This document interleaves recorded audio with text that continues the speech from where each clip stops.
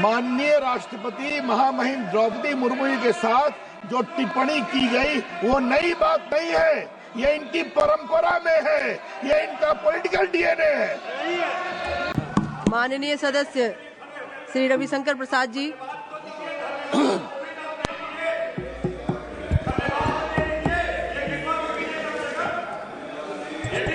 माननीय उपसभापति जी, राष्ट्रपति जी के संसद के अभिभाषण पर माननीय सदस्य विदुड़ी जी ने जो धन्यवाद का प्रस्ताव प्रस्तुत किया है, मैं उसका समर्थन करता हूं। 75 वर्ष भारत के संविधान के हो गए और महामहिम राष्ट्रपति संसद के दोनों सदनों को संबोधित करते हैं। बजट सत्र है, बाकी है, नया सत्र है, तो बहुत ही स्थापित परंपरा है। उपसभापति जी, सदन को यह बताना जरूरी है कि राष्ट्रपति भारत के सर्वोच्च संवैधानिक पद पर बैठते हैं या बैठती हैं। वो सेना के कमांडर इन चीफ भी होते हैं और भारत के संविधान के आर्टिकल 79 के मुताबिक वो संसद के पार्ट भी होते हैं। ये मुझे बताना बहुत जरूरी है। इस सदन में there shall be a parliament for the union of which shall consist of the president and 2 houses to be known respectively as Council of States and House of the People, Lok Sabha और राज्यसभा। तो महामहिम राष्ट्रपति संसद के पार्ट है और हम सभी का नैतिक दायित्व है, संवैधानिक दायित्व है कि हम उनका सम्मान करें। महामहिम राष्ट्रपति जी द्रौपदी मुर्मू जी बहुत ही साधारण परिवार से आगे बढ़ी और अपनी मेहनत, शिक्षा, लगन और सेवा भाव से वो राज्यपाल बनी। और मैं कहना चाहूंगा, राज्यपाल से हटने के बाद वो अपने गांव चली गई। उनके परिवार में कई कष्ट हुआ। बेटियों को पढ़ाने के लिए उन्होंने स्कूल खोला और बाद में मुझे गर्व है भारत के प्रधानमंत्री पर कि एक वंचित आदिवासी समाज की एक योग्य नेत्री को भारत का राष्ट्रपति बनाया गया। और उस सभापति जी, मैं ये बात बहुत शालीनता से कहना चाहूंगा कि पिछले 2 वर्षों में जब से वो राष्ट्रपति हैं, उन्होंने अपनी गरिमा, अपनी शालीनता से राष्ट्रपति के पद को एक नई ऊंचाई दी है। ये मैं सदन में कहना चाहता हूं।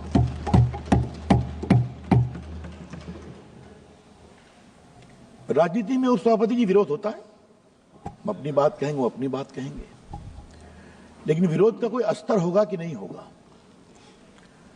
विरोध की कोई गरिमा होगी या नहीं होगी। और ये सवाल मैं बड़ी जिम्मेदारी से इस सदन में आज रखना चाहता हूं।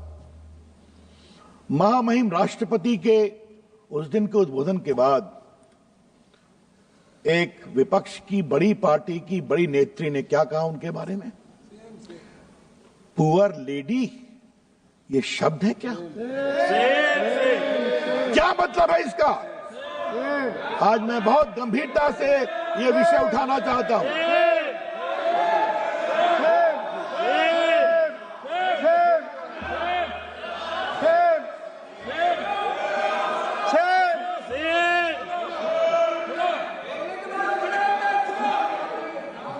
उपसभापति जी, मैंने माननीय सदस्य, आपको भी अवसर दिया जाएगा। प्लीज बैठिए, प्लीज बैठिए। आपका नाम नहीं लिया। हमने किसी का, I am not yielding, I am not yielding, kindly sit down, I am not yielding. उपसभापति जी, हमने किसी का नाम नहीं लिया, हमने किसी का नाम नहीं लिया। आप बैठिए प्लीज। माननीय सदस्य, आपको अवसर दिया जाएगा, आप अपनी बात रखिएगा। ये बात इसलिए मैं कहना चाहूंगा कि शायद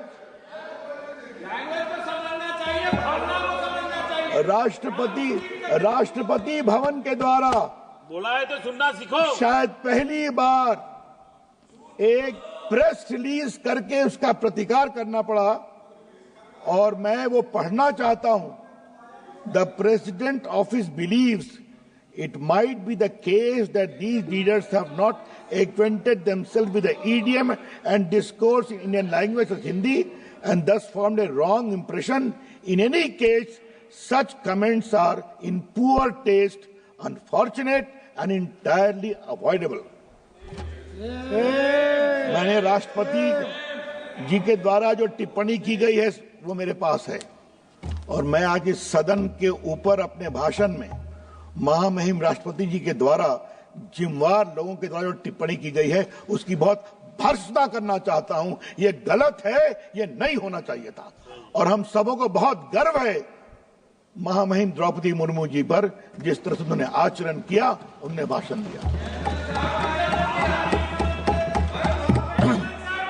लेकिन उपसभापति जी ये कोई नई बात नहीं है। आज जब विषय निकला है तो उसको रखना जरूरी है। ये कोई पहली बात हुआ है क्या? इस देश के विपक्ष का एक बड़ा परिवार है, वो समझता है कि हमारा इंटाइटलमेंट है इस देश पर राज करना। याद करिए, आज मैं कुछ कहना चाहता हूं। देश के प्रथम राष्ट्रपति डॉक्टर राजेंद्र प्रसाद के साथ क्या क्या व्यवहार किया गया था वो डॉक्यूमेंटेड है और आज मैं डॉक्यूमेंट रखूंगा। महान नेता थे वो देश के, मेरे अपने प्रांत बिहार से आते थे और आज मैं सदन को बताना चाहता हूं, राजेंद्र प्रसाद साधारण परिवार से, छपरा के स्कूल से वो कलकत्ता बोर्ड में मैट्रिक में टॉप किए। मतलब आज के बिहार, आज के झारखंड, आज के बंगाल, आज के बांग्लादेश, आज के उड़ीसा और आज के आसाम में वो नंबर टॉप करके गए थे। ये थे राजेंद्र प्रसाद। कलकत्ता यूनिवर्सिटी में भी एलएलबी में टॉप, बी ऑनर्स में टॉप, बहुत बड़े वकील बने। पटना हाई कोर्ट में वकालत किया कलकत्ता के बाद। मुझे बताया लोगों ने 1920 में गांधी जी के कॉल पर उन्होंने वकालत छोड़ी, 20,000 पर महीना उनकी वकालत थी, त्याग कर दिया और बाद में जेल गए। और संविधान सभा के अध्यक्ष के रूप में जो उन्होंने काम किया, सब लोग कहते हैं संविधान बनाने में बड़ी महत्वपूर्ण भूमिका रही। पंडित जवाहरलाल नेहरू कभी उनको राष्ट्रपति नहीं बनाना चाहते थे। यस यस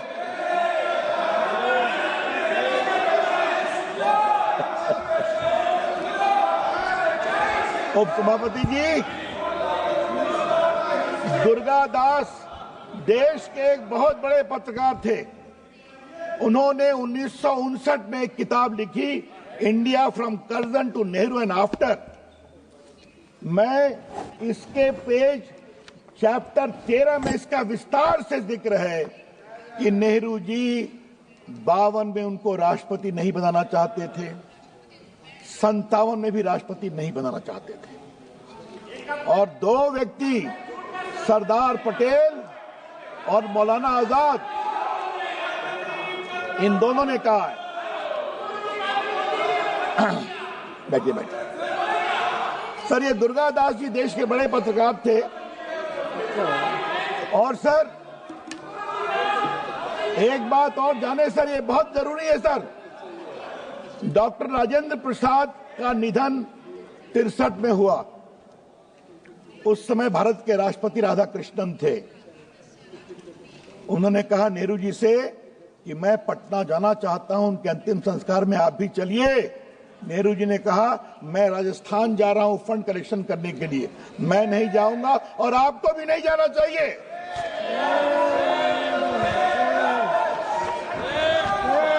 और सर ये मैं पढ़ रहा हूं इस किताब से, कोई छुपाने की बात नहीं है। देखिए, नेहरू टोल्ड, मैं इसके पेज 339 को पढ़ रहा हूं उपसभापति जी। Nehru told Radhakrishnan that he was going to Rajasthan to collect money for Prime Minister Relief Fund and would not be able to attend the former president's funeral in Patna. He added, I do not see any reason for you to go. Radhakrishnan replied, no, I think I must go and attend the funeral. That respect is due to him and must be paid. I think you should also give up your tour program and come with me. But Nehru stuck to his program. ये सब record की बातें हैं। कि भारत के प्रथम राष्ट्रपति के अंतिम संस्कार में नहीं गए। सर, आज जब बात चली है सर, तो इस किताब की एक और बात कोट करनी है और मैं सदन के सामने रखना चाहूंगा। ये मौलाना आजाद के साथ दुर्गादास हर रविवार को कॉफी पीते थे और सर उन्होंने अपने मरने के 2 साल पहले एक बात कही थी, क्योंकि हर संडे को दुर्गादास उनसे मिलते थे। और क्या कहा था सर, मैं उसको आज रखना चाहता हूं।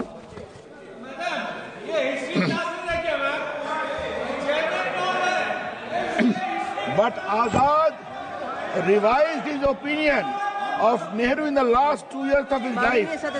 Indeed, इसको सुने, इसको आप लोग भी सुनिए।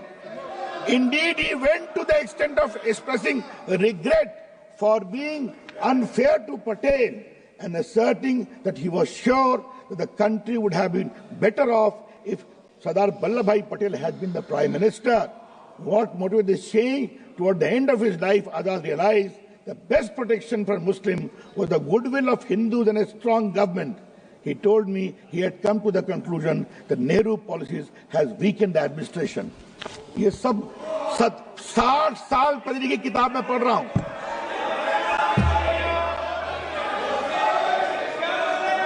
उपसभापति जी, सवाल सिर्फ डॉक्टर राजेंद्र प्रसाद का नहीं है।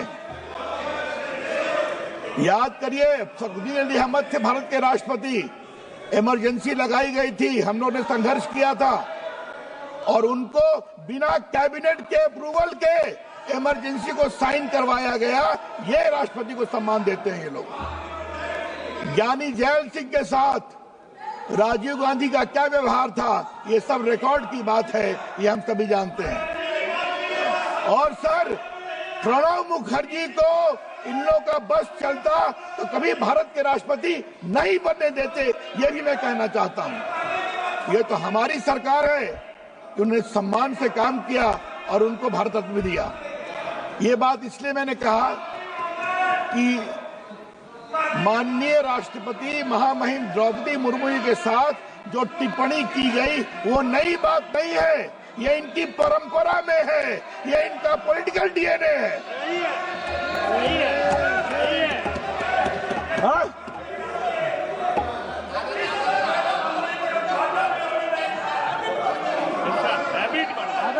और माननीय मित्रों ने साफ कहा, they have got a chronic habit to insult the राष्ट्रपति of India.